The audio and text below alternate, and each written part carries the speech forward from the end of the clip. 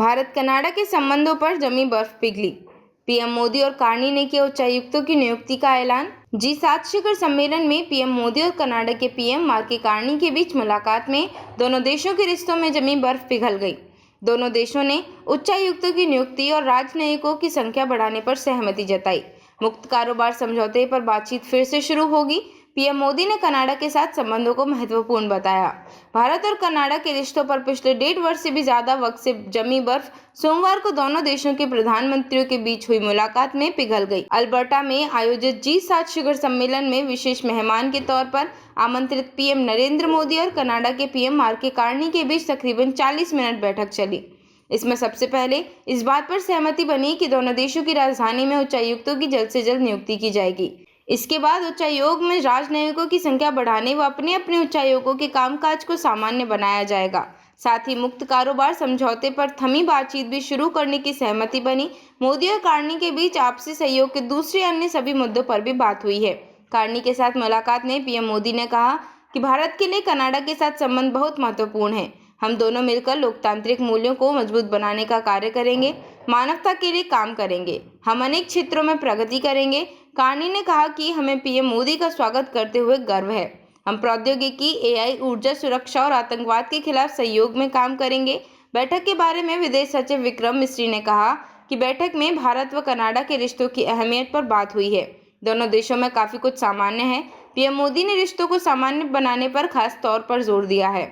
स्वच्छ ऊर्जा, प्रौद्योगिकी, डिजिटल इंफ्रास्ट्रक्चर, AI, बहुमूल्य धातुओं और सप्लाई चेन जैसे महत्वपूर्ण मुद्दों पर बात हुई। दोनों नेताओं ने अपने वरिष्ठ अधिकारियों को निर्देश दिया है कि स्थगित कारोबारी वार्ता को शीघ्र शुरू किया जाए। कनाडा के पूर्व पीएम जस्टिन ट्रूडो ने भारत पर अपने देश के कुछ नागरिकों की हत्या कराने का आरोप लगाया था।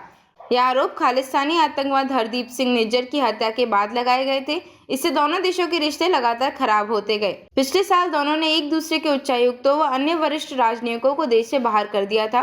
मोदी 3 देशों की यात्रा पर अभी हैं। पहले वह साइप्रस गए थे, इसके बाद कनाडा और अंतिम चरण में मंगलवार शाम तक क्रोएशिया पहुंचेंगे। कनाडा में पीएम मोदी ने फ्रांस के राष्ट्रपति इमानुएल मैक्रों व जर्मनी के चांसलर फ्रेडरिक मर्क के साथ द्विपक्षीय बैठक की, जबकि दक्षिण कोरिया के राष्ट्रपति ली जे-मोंग, ऑस्ट्रेलिया के पीएम एंटोनी अल्बनीजी, दक्षिण अफ्रीका के राष्ट्रपति साइरल रामाफोसा, इटली के पीएम जॉर्जियो मेलोनी समेत दूसरे अन्य राष्ट्र प्रमुखों के साथ भी बैठक की। अमेरिकी राष्ट्रपति डोनाल्ड ट्रंप के साथ भी उनकी मुलाकात संभावित थी, लेकिन उनके समय से पहले ही वापस अमेरिका लौट जाने की वजह से ऐसा नहीं हो सका। बैठक में पश्चिम एशिया में ईरान और इजरायल के बीच बढ़ता विवाद काफी छाया रहा। G7 के सदस्य देशों और इस बैठक में विशेष तौर पर आमंत्रित देशों के नेताओं के सम्मेलन को संबोधित करते हुए मोदी ने आतंकवाद और AI व डीप फेक के बढ़ते खतरे को खास तौर पर उठाया।